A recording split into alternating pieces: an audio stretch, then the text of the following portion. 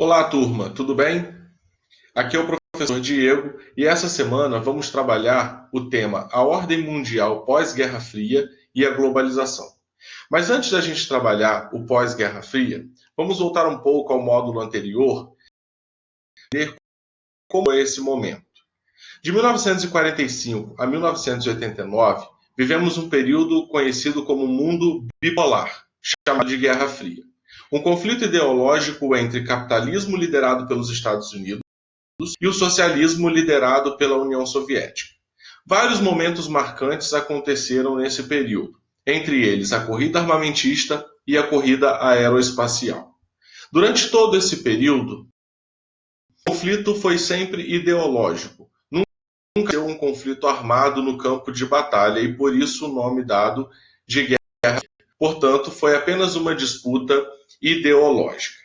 Esse momento, os países eram classificados em três tipos. Primeiro mundo, os países capitalistas desenvolvidos. Segundo mundo, os países socialistas. Terceiro mundo, os países capitalistas subdesenvolvidos. Com o fim da guerra em 1989, o segundo mundo ele já não existia mais. E com isso sobrou o primeiro mundo desenvolvido e o terceiro mundo.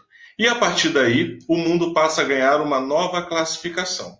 E essa classificação de mundo bipolar passa a ser chamada de Velha Ordem Mundial.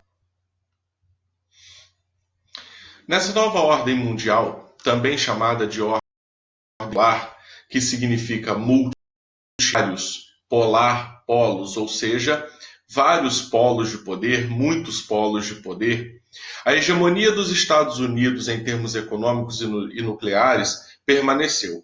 Porém, outros países também ganharam uma nova dimensão e uma nova influência pelo mundo. Como a gente pode observar nesse mapa, podemos ver aqui, o mundo passou a ser dividido em norte e sul, com essa linha vermelha. O que isso significa? Que os países do norte eram considerados os países desenvolvidos, os países do sul considerados países subdesenvolvidos. E aqui algumas áreas de influência que cresceram ao longo da década de 90 na nova ordem mundial. Estados Unidos com uma área de influência por todo o continente americano, a Alemanha e aí consequentemente a União com uma grande influência na região da própria Europa, da África e da Ásia, o Japão com uma grande influência no e também no território da Oceania. Ou seja, Estados Unidos agora não era mais o único poder e a única influência mundial. E como vocês podem perceber, o Brasil, localizado aqui na América Latina, fazia parte dos países do Sul, ou seja, países subdesenvolvidos, com uma grande influência dos Estados Unidos.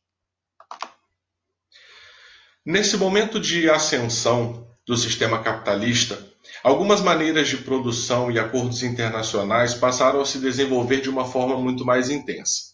Daí, então, o grande crescimento da formação de blocos econômicos. Os blocos econômicos surgiram numa tentativa de acordos comerciais que visassem o desenvolvimento dos países que pertencessem ao bloco econômico. Algumas características eu coloquei para serem citadas sobre os blocos econômicos e vou citar alguns exemplos em relação a elas. Primeiro, característica de um bloco econômico: zona de livre comércio, eliminação ou diminuição das tarifas alfandegárias entre os membros. Um exemplo disso é o NAFTA, que é a área de acordo de livre comércio da América do Norte, que engloba ali Estados Unidos, Canadá e México.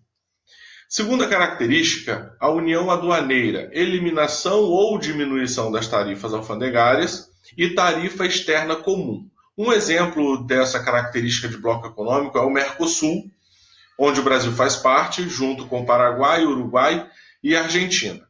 No momento, a Venezuela está suspensa devido aos problemas políticos que vem enfrentando nos últimos anos. A tarifa externa comum é o acordo na venda, na comercialização de produtos para outros países fora do bloco econômico. Consequentemente, quando esses produtos são comercializados dentro do bloco econômico, eles possuem um preço.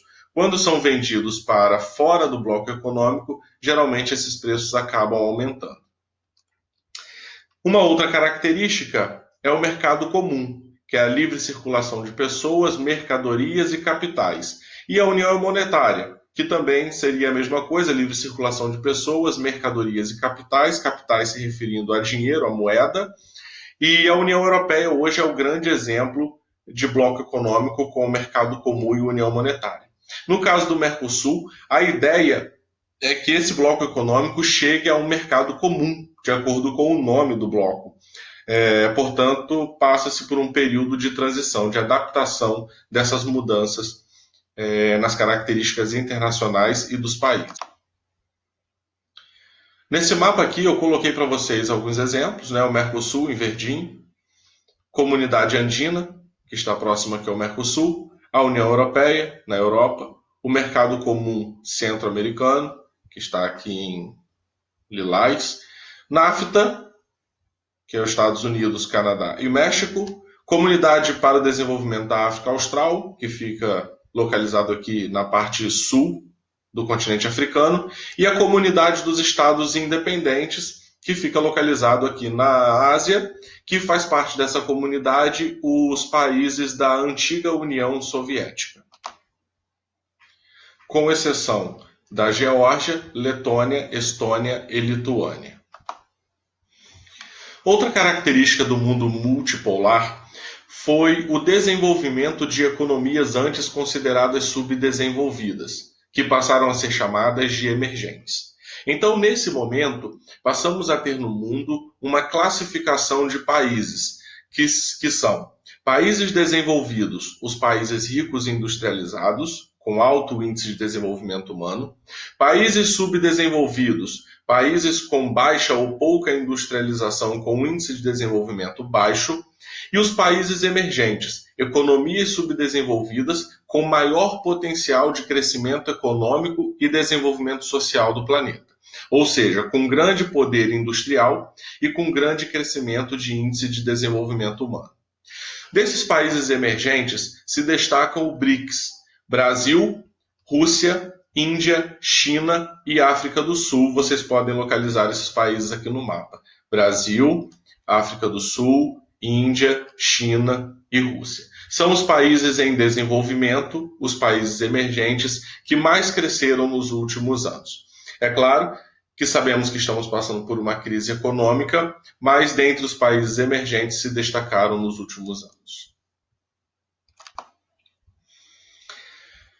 Ocorreu o avanço das empresas transnacionais, que significa empresas que possuem a sede em um país e filiais espalhadas pelos outros, né, que até então eram concentradas em países desenvolvidos, países do hemisfério norte, e a partir desse momento passaram a buscar outros lugares de produções.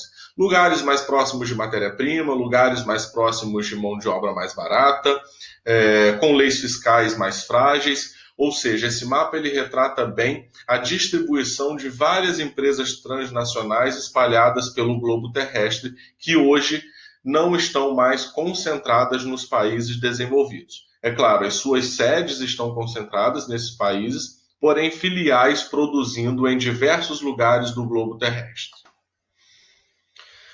E junto com tudo isso, veio o processo de globalização, que contribuiu para intensificar as relações entre os países e as populações internacionais. A globalização nada mais é do que a evolução tecnológica nos meios de transporte e nos meios de comunicação.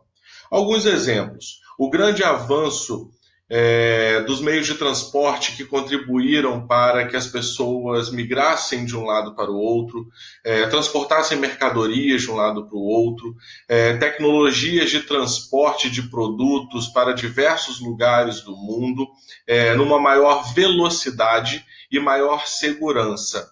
Por outro lado, também facilitou a comunicação, o avanço das mídias, o avanço das redes de internet, o avanço da rede de televisão, tudo isso contribuindo para que as pessoas tivessem maior acesso. Alguns exemplos da globalização, eles estão inseridos no nosso dia e que facilitaram o nosso acesso à comunicação com as pessoas. Por exemplo, através do seu celular, você acessa o seu e-mail, você acessa o WhatsApp, você acessa os jornais, você tem muitas informações através de apenas um aparelho de celular. As transações financeiras internacionais, através da ligação de redes entre os bancos internacionais, facilitaram esses acordos.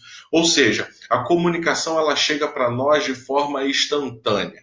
Acontece algo na China, no Japão, imediatamente nós já temos essa informação na palma das nossas mãos. Então, facilitou a comunicação.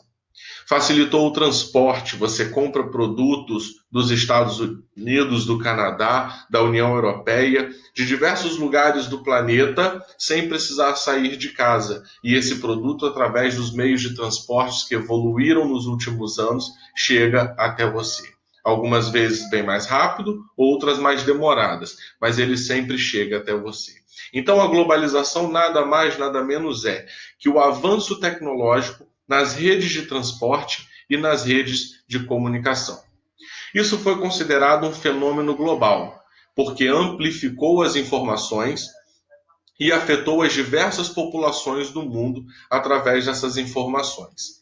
Quem proporciona, quem agiliza esse processo global?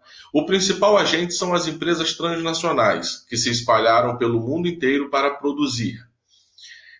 Depois, a população, os estados nacionais, os blocos econômicos, a ONU, as organizações supranacionais que também facilitam esse acesso.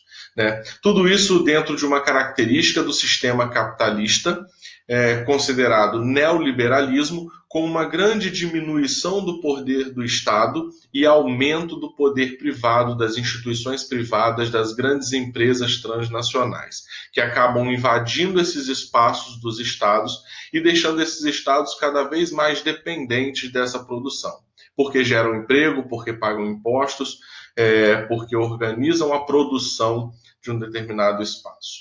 As consequências positivas foram as informações, foram as mercadorias, foi o processo de turismo, foi a mobilidade de pessoas de um lado para o outro.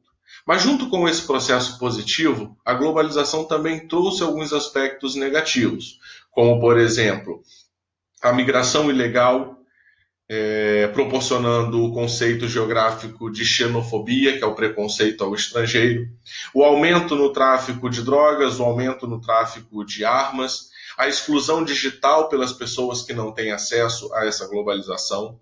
Então, algumas características também foram bem negativas no aspecto da globalização, do avanço da tecnologia.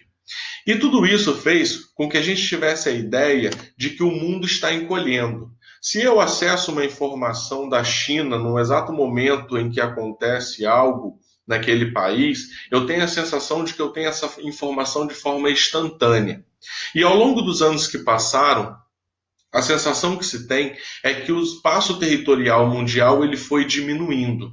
Como, por exemplo, a gente pode ver nesse mapa. De 1500 a 1840, a melhor média de velocidade das carruagens e de barcos à vela era de 16 km, ou seja, uma velocidade bem baixa. De 1850 a 1930, as locomotivas a vapor alcançavam em média 100 km por hora.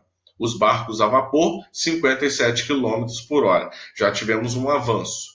Nos anos 50, aviões a propulsão que poderiam chegar a 640 km por hora, e nos anos 60, jatos de passageiros podendo chegar a 1.100 km por hora.